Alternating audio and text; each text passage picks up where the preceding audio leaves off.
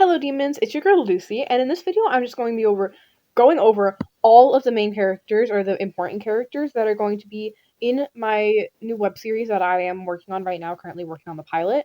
I'm going to be going very fast. This is mainly for people who haven't seen my other videos and may not want to watch all of them because some of them are bad, don't watch them. This is going to be a quick, brief summary of every different character and their vibe and what they're like and what I'm going to do with them in the series. So if you guys enjoy that, then I don't know, watch. Okay, first character, Nico.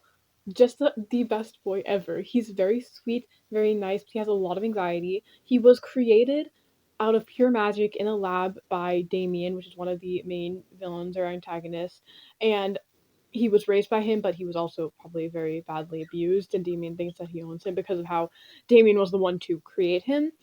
And he has one of his biggest flaws is just how insanely loyal he is to Damien. That's a problem because he's willing to do some not so great stuff for this not so great person just because how he probably has like Stockholm syndrome. He's very isolated in his childhood, but overall he is a very good person. He genuinely does not enjoy hurting people and does just want to make everyone happy and to make his who he sees as his father happy. Next character, Blair. Blair used to be a hero. If you don't know the main thing for this web series, it's the heroes versus villains, but it's from the villain's perspective and it has a lot of fantasy elements. Okay, Blair used to be one of the heroes, right? But they are very traditional, they're very limiting. They want you all to fit into this sort of mold, and that really didn't work for him. He tried his absolute best because Blair is very, very good at reading people and making himself be what other people want to see. It helps him get popular, but he was also kind of a bully over there because he was really struggling with his own things, the pressure that his parents put on him and the pressure he felt from the school to fit in and be somebody that really wasn't himself. It was too much for him. It was really hurting his mental health. Blair is very flamboyant. He's very into fashion. He's very loud, very expressive, and he really wasn't able to be himself in the hero school. So he left and became a villain. I'm really sorry if you're hearing tweets. That's my parakeets. So he left and became a villain and is now working for Damien as well against the heroes. Another thing on Blair, there would be something that might have gotten. I don't think he would have left by himself. He definitely would have gotten kicked out and like left injured on the streets by the heroes, and that's when he turned. Next character, Skitter. She's this really short. She's young.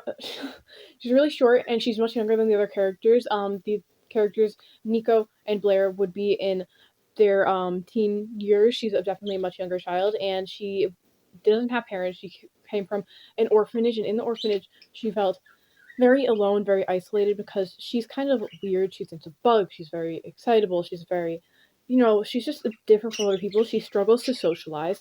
And because of that, she was really ostracized by the other kids, didn't fit in. And even if she couldn't express it properly, she really was lonely and just wanted someone to love her because she didn't have parents, she didn't have a family, and the other kids didn't really like her because of how chaotic she was.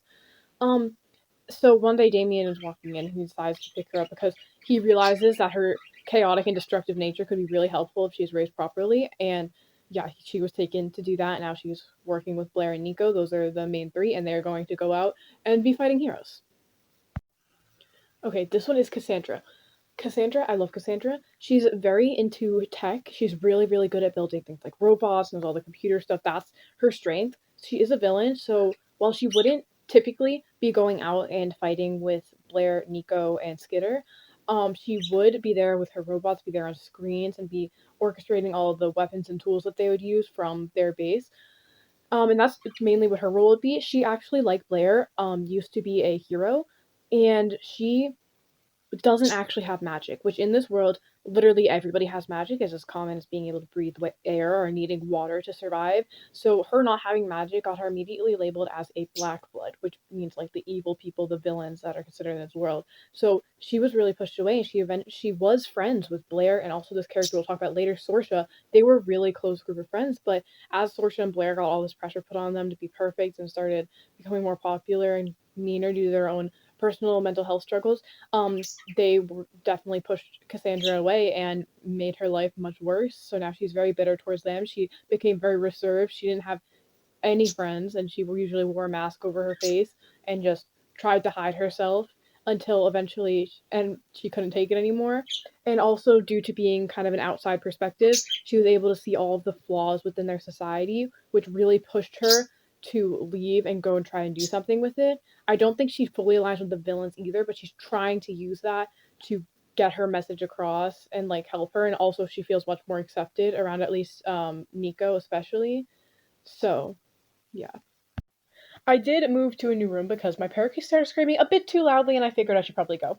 Anyways, next character, Sorsha, as I mentioned her earlier, she is a hero. She's like golden girl at the hero school, at the hero society. Like she's she has a really good career path in front of her. She's going to become, or at least is on the path to become a very famed hero. And she was raised by the girl that is running like the hero school. She's very involved in politics, all of that. So she had special unique training with her specifically. Sometimes a lot of time it was her and Blair because Nerium, which is the lady that raised Sorsha and is running the school, also took a lot of interest in Blair. So that's how Sorsha and Blair grew very close, considered each other like best friends for most of their childhood because they were both put in a position where they're like, this is what heroes want to aspire to be. They were popular, even if they were actually both really mean to anybody that didn't fit in. They could really easily tend to bully people and put people down, but they were still admired greatly for their skills and being so close with somebody so important. And Sorsha, the reason she wasn't raised by her parents is because her parents actually abandoned her when she was a child, and that led to a lot of self-worth issues where she just desperately needed Nerium to like her, needed to be the best person ever, to prove that she was good enough, to prove that it was worth having her around, and that led to a lot of insecurities, and that's why she's so desperate to be the perfect hero.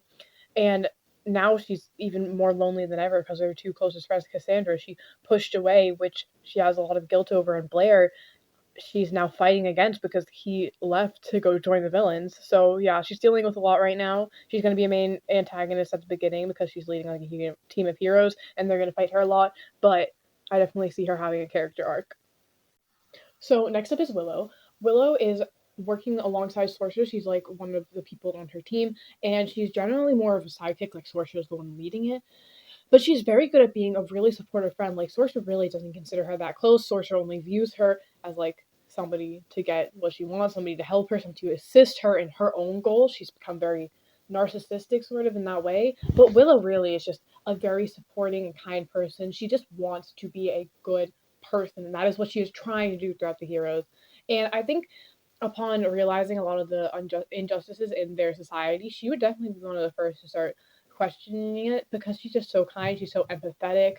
She is really good at sympathizing with other people and recognizing their struggles, being open to all of that. She's also extremely hardworking. I really admire her for her determination because she is actually one of the like fish people. There's a lot of different fantasy creatures in this world, and there's a bunch of them that live underwater that have their own societies in the ocean and things like that. And she came from there, but they're generally known for being sort of cowards, but that's really just because they oftentimes choose not to get involved with the wars and conflicts and all the heroes and villains fighting that is happening above water, which leads to a lot of people thinking they're lazy, they're cowards, they won't pick sides, but really they're just trying not to get involved in war.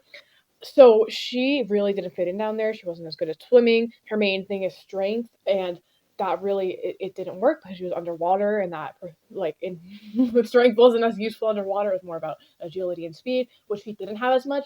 So she actually ended up leaving to go study at a new school, which was the Hero Academy, where she really started to thrive. She really started to use her strength, which is strength, and became one of the best there.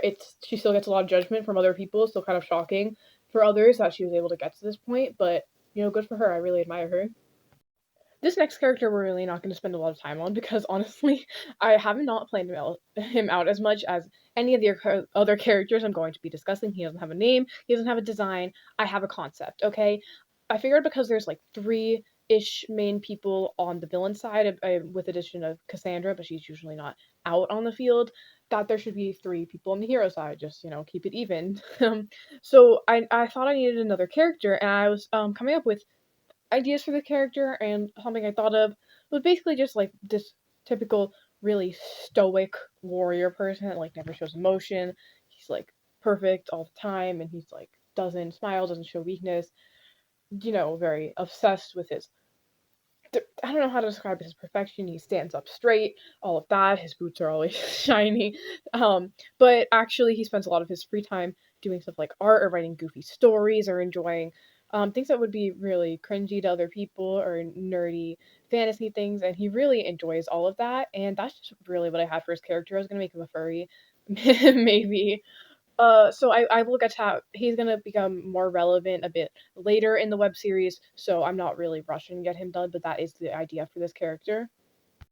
Now it is time to talk about Kiki. I love Kiki. She is so adorable and cute. She's this little tiny dragon girl, and she really, really, really wants to be a hero. That is what she desperately wants.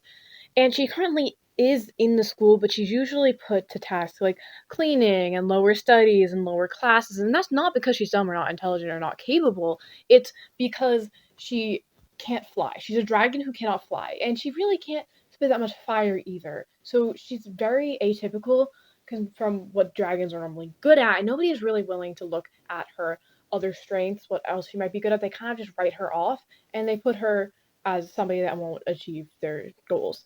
So that can be really discouraging for her. She does have very supportive parents though, and she can always go for them to comfort, even if she doesn't always want to share with them how bad she's doing in school because she knows that they really believe in her and she doesn't want to let them down. Okay, this next character also doesn't have a name, but I do have a very good idea of his character and what he's going to be doing in the story. So, there is this guy that really likes clocks and engineering and old timey things. He's really good with all of that and building and knows a lot of how about gears. That is his whole thing. And I think he would come in one episode needing help with someone who's like maybe an electronic hero putting out electronics, and he really doesn't like that nobody's using his old timey things anymore. He might go to the villains and ask them to get rid of the electronic hero. I don't think he's a hero or a villain. He really is more neutral. He just wants to be able to build his little toys or whatever and enjoy himself. But he does end up getting closer with the villains because he like sticks around. He can be very hyper fixated on what he enjoys, which is the engineering, and not typically as good at conversation and socializing with people. Nico has the same issue. They would get along, and yeah, that's basically him. He can also be very overconfident in himself sometimes, and that doesn't really work out. He's very short. He's very cute. Love him. Next up is Swift Stride, and I really like this character. I've had them for a while, and they are also the first non-binary character I'm discussing on this list because they are a shifter. They can shift into literally any gender, anything that they want. That is their main ability. Like the last one that we just talked about, they aren't really a hero or a villain necessarily, except they definitely lean a lot more towards villain with their chaotic energy. They're very mischievous. They like to prank on people, mess with people. They're really not above stealing what they need. They'll do anything to, get what they need to survive. And they're a really good con artist as well. They're very okay. Never mind. They might just be a villain, but they're really good at scamming people, con artists, tricking people, mischievous, all of that right up their alley. They also were raised on the streets, like that is where they came from. So that's where they learned these skills because they literally needed to survive. They didn't have anybody looking after them, any parents, any close friends, nothing like that. So they really learned to stop caring about people and to just do what is best for them and what is most entertaining for them.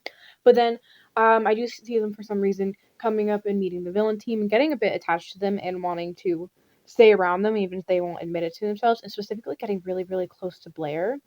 There might be something there, but I'm not going to spoil anything yet.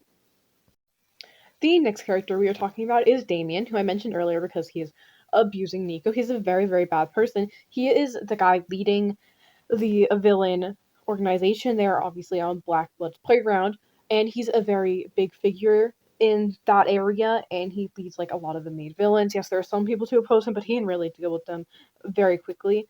Um, and he is also very into experimenting with magic, experimenting with like machines. He's very, very intelligent and he's good at figuring those things out. And he figured out that he could use them to harness magic and, help him grow his power. And one thing he was experimenting with was creating life so he could have a monster that he could use against the hero, something that was vicious, something that was powerful, that he could have complete control over because he made it, and use it to attack and destroy the hero. So that was what he was trying to do.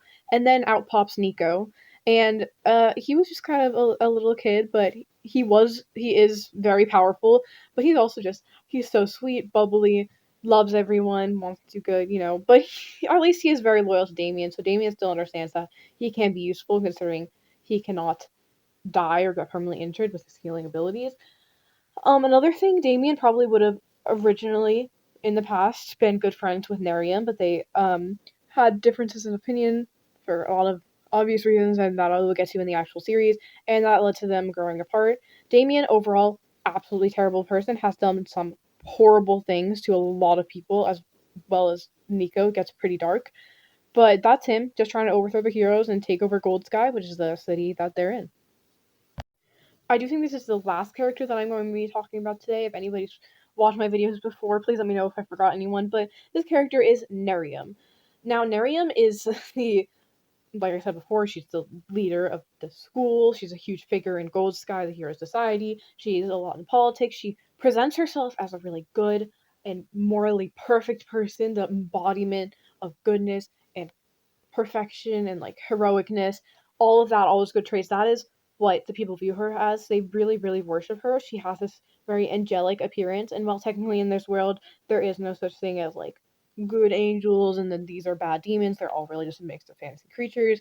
But I did use that in my design to convey what she tries to put on. But she really does have some anger. She really doesn't like it when people cross her. She is very sadistic, honestly. She has a very black and white way of viewing the world, and it's just if she thinks you're bad or if you do one bad thing, then she will have no sympathy, no mercy for you. And obviously that's not a really good way of viewing things because she's willing to just hurt children who are labeled as black blood. She's willing to do awful things and says that it's in the name of goodness. That's not good, but that's what she's telling herself it is. So she's really oppressing a lot of people, making it so that they can't express themselves because they might be labeled as bad. And it's a lot of that, a lot of making people outcast and then, you know, hurting them for it. So that is me going over all of the main characters in this series that I'm just starting to work on. If you guys, if anybody watching did enjoy these characters or think it sounds interesting, I would really appreciate it if you subscribed. And yeah, just let me know which characters you like best. If you have any ideas, this is going to be a very episodic show that really gets into the plot later. But at the beginning, it will be episodic and it'll be a new villains, heroes each time. These are the main ones that I just went over. But if you have any ideas that you think would work in an episode, I'd totally be open to hearing them because I'm sure I can make it fit. And yeah, that's all I have to say. Bye, guys.